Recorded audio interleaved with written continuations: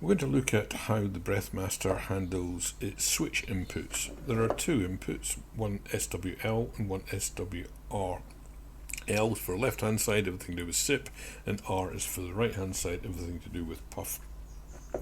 So if I put a switch into SWL, it's automatically allocated to output 3, S3, and you see that with blue in the center. It's not great on the camera, and white on the outside as opposed to purple if it was SIP and puff controlled.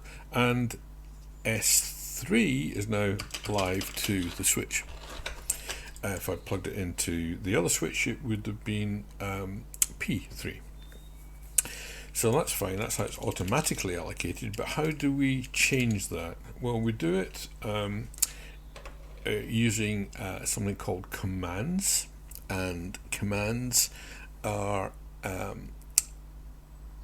allocated by sipping or puffing at maximum and pushing the button. So if I sip at full strength, you'll see a green LED will light in the middle, and that says we're entering the command mode.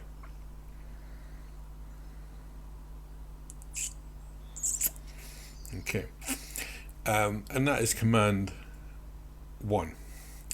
It doesn't do anything, it's just a warning that you now are entering the command mode. And if I press the button, I can index through command 2, 3 and 4. 4 does nothing as well. And that's the pattern you get. And the command we're particularly interested in is command 2. And that's the one that allows us to change the allocation of the switch to either be S1 or S2. The first thing you have to do is actually use SIP to output normally. So if I do, so now I have outputted to S2, and it clicked the S2 output on the Breathmaster.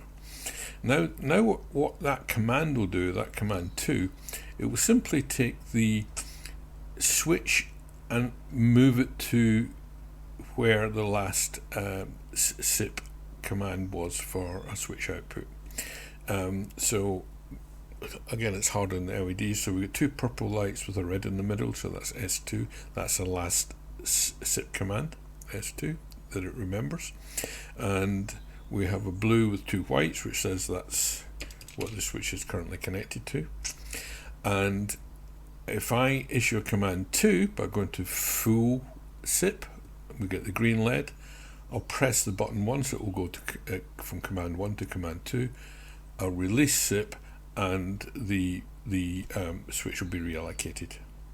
I hope that will be easy to see than explain.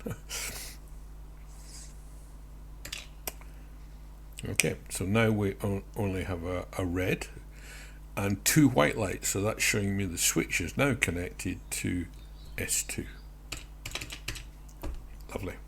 So if I wanted to move it back to S3, we'd have to repeat that process. So first of all, I need to SIP to cause it an S3 output, like that. And now we want to issue command 2 again. There you go. We've reallocated the switch to S3, and it's the same technique used on the other side, on the puff side.